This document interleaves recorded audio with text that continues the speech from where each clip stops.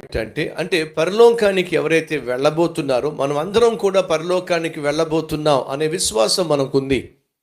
ఎవరైతే యేసుక్రీస్తును సొంత రక్షకునిగా అంగీకరించారో వారందరూ కూడా పరలోకానికి చేరతారు అని బైబిల్ యొక్క సారాంశం. నువ్వు నిజంగా క్రీస్తును సొంత రక్షకునిగా అంగీకరించినట్లయితే, అనగా మారు మనస్సు పొందినట్లయితే, ఆ మారు మనస్సుకు తగిన ఫలితము లేక ఫలములు నువ్వు కనపరుస్తావు. క్రీస్తు నీ జీవితంలో అడుగు పెట్టినప్పుడు పరిశుద్ధాత్మ దేవుడు నీలో నివసించడం మొదలు పెట్టినప్పుడు నువ్వు ఆత్మీయునిగా మారుతావు. ఫలితంగా ఆత్మ ఫలము ఫలిస్తావు.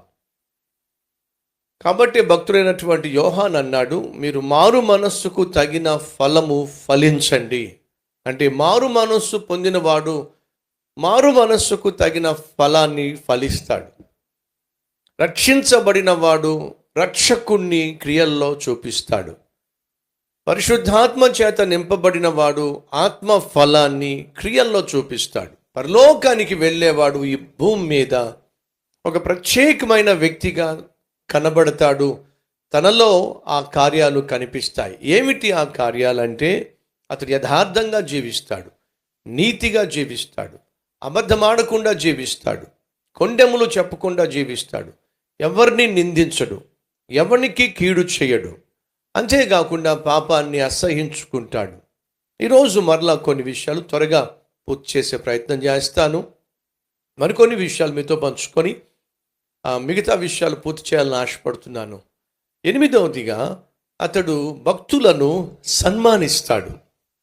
పరలోకానికి వెళ్ళేటటువంటి వారిలో ఈ భూమి మీద కనిపించే లక్షణాల్లో ఒకటి ఏమిటంటే, దేవుని యందు భయభక్తులు కలవారిని సన్మానించటం. ఒక వ్యక్తి మరొక వ్యక్తిని సన్మానించాలి అంటే ఎదుటి వ్యక్తిని తనకంటే గొప్పవానిగా భావించాలి. నీ ఎదుట వ్యక్తిని నీకంటే గొప్ప వ్యక్తిగా నువ్వు భావించాలి అంటే మొదటిగా నీకు తగ్గింపు తత్వం కావాలి, దీనత్వం కావాలి. దయచేసి గమనించండి, నాకంటే ఎవడు గొప్పోడు ఇక్కడ లేడు అనేవాడికి గర్వం పేకల దాకా ఉంటుంది తప్ప, నా చుట్టూ ఉన్నవాళ్ళు నాకంటే యోగ్యులు, నాకంటే అర్హులు, నాకంటే ఆధిక్యత గలవారు అనేటటువంటి తత్వం కేవలం దీనత్వం లక్షణం. అంటే దీనత్వం కలవారికి మాత్రమే సాధ్యం. ఎదుటివాడిని నువ్వు సన్మానించాలి అంటే అతడు నీకంటే యోగ్యుడు అని గుర్తించాలి. అలా గుర్తించే వ్యక్తిత్వము దీనత్వము. అనగా పరలోకానికి వెళ్ళే వారిలో సహజంగా కనిపించేది తగ్గింపు తత్వము. దయచేసి గమనించండి, గర్విష్ఠులు ఎవ్వరూ కూడా పరలోకానికి వెళ్ళే ఛాన్స్ లేదు. నాశనానికి ముందు గర్వమే నడుస్తుంది, ఘనతకు ముందు వినయము నడుస్తుంది. వినయము, విధేయత, దీనత్వము, సాత్వికత్వం ఇవన్నీ కూడా ఒకే బ్రాంచ్కు ఉండేటటువంటి ఆకులు వంటివి. రైట్ ఫ్రెండ్స్, పరలోకానికి వెళ్ళే వారిలో కనిపించే లక్షణము దీనత్వము. దీనత్వం గలవారు ఏం చేస్తారంటే తమ ఎదుట ఉన్నవారిని తమకంటే అధికులుగా భావిస్తారు, సన్మానిస్తారు. ఈరోజు నా ప్రశ్న, ఎవరినైనా ఎప్పుడైనా నువ్వు నీకంటే గొప్పవారిగా భావించావా? భావిస్తే వారిని అప్రిషియేట్ చేస్తావు, భావిస్తే వారిని ఘనపరుస్తావు, భావిస్తే వారిని సన్మానిస్తావు. కల్వరి టెంపుల్కున్న దేవుడిచ్చిన మహాకృప ఏంటో తెలుసా? కల్వరి టెంపుల్లో ఎంతమంది సేవకులను మనం సన్మానించామో.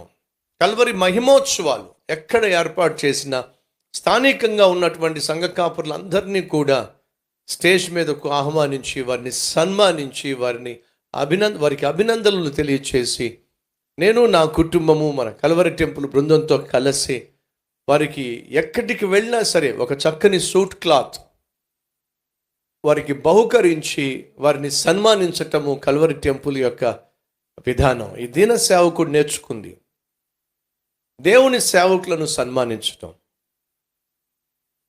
నాకంటే నా ఎదుట ఉన్నటువంటి సేవకుడు గొప్పవాడు అనే భావన కలిగి వారిని సన్మానించటం దేవుడు నేర్పించినటువంటి పాఠం. సుమారు ఇప్పటి వరకు మీకు తెలుసా అండి, దేవుని మహిమార్థమై మీతో పంచుకుంటున్నాను. ఇప్పటి వరకు సుమారు 70,000 మంది పాస్టర్స్కి బట్టలు పెట్టే మహాకృప,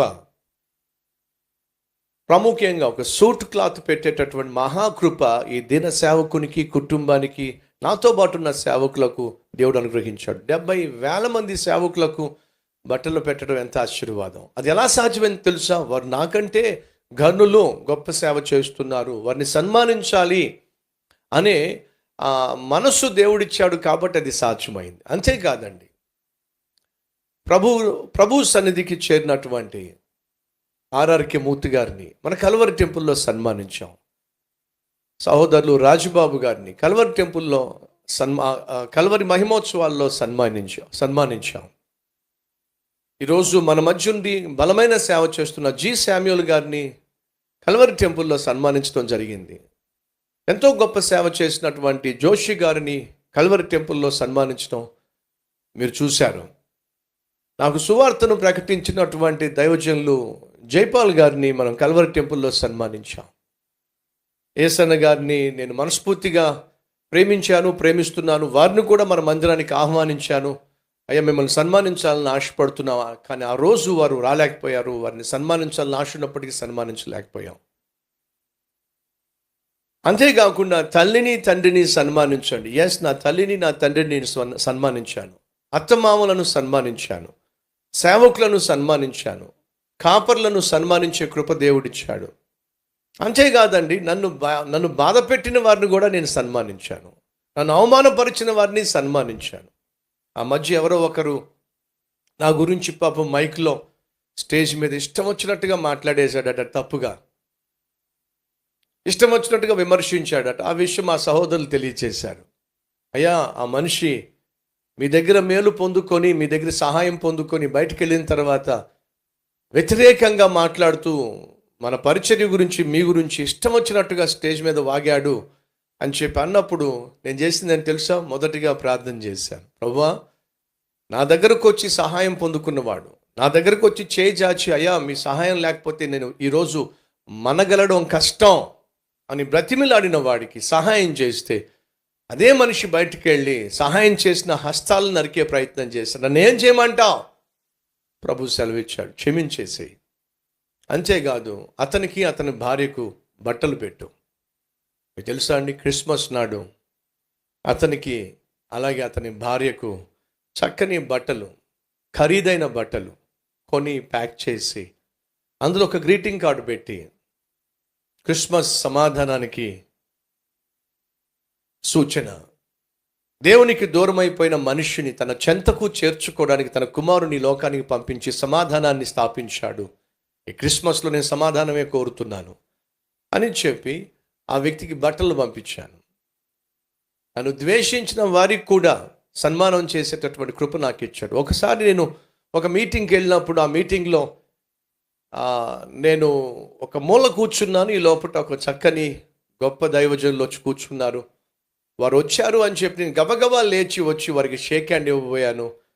వారు షేక్ హ్యాండ్ ఇస్తూ నా వైపు చూశారు. మరి ఏమనిపించిందో ఏమో, ఆ చేయి వెనక్కి తీసేసుకున్నారు. షేక్ హ్యాండ్ కూడా ఇవ్వలా. వారికి ఏ హాని చేయలా, ఏ కీడు చేయలా.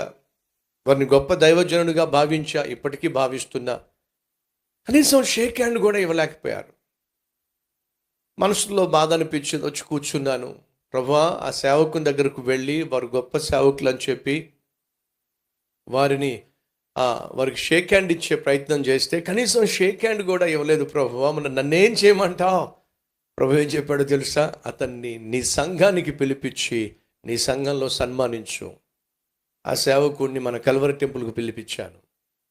బంగారపు ఉంగరం పెట్టి, చైర్లో కూర్చోబెట్టి, శాలువా కప్పి, పెద్ద దండు వేసి, బహుమానాలు ఇచ్చి సన్మానించి. ఎందుకు ఈ విషయం చెప్తున్నానో తెలుసా ఫ్రెండ్స్? దేవుడు నీలో ఉన్నట్లయితే అహాన్ని నువ్వు సిలువ వేస్తావు. అహం అనేది నేను అనే అహం సిలువ వేయబడితేనే క్రీస్తును నువ్వు క్రియల్లో చూపించగలవు. క్రైస్తవునిగా ఈ భూమి మీద సాక్షిగా జీవించగలవు. అది ఎప్పుడు సాధ్యమో తెలుసా?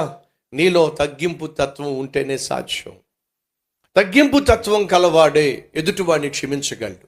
తగ్గింపు తత్వం కలవాడే ఎదుటివాడిని తనకంటే హెచ్చుగా భావించగలడు. ఈరోజు చాలామంది ఎదుటివాడికి గౌరవం ఇవ్వకపోవడానికి కారణం తెలుసా? గౌరవం ఇవ్వకపోవడానికి కారణం తెలుసా? గర్వం. ఎదుటి వారిని మర్యాదగా మాట్లాడలేకపోవడం కారణం తెలుసా? గర్వం. వయసులో పెద్దవారు ఉన్నప్పటికీ కూడా వారి ఎదుట కాస్త సత్ప్రవర్తన కలిగి మర్యాద కలిగి ప్రవర్తించకపోవడానికి కారణం తెలుసా? గర్వం.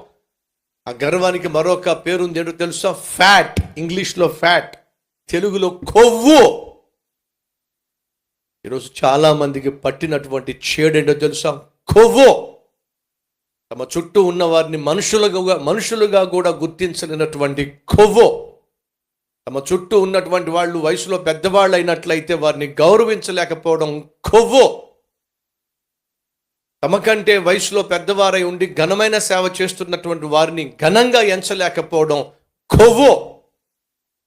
ఇది ఏ ఒక్కరికి మంచిది కాదని ప్రభువు పేరట మనవి చేస్తూ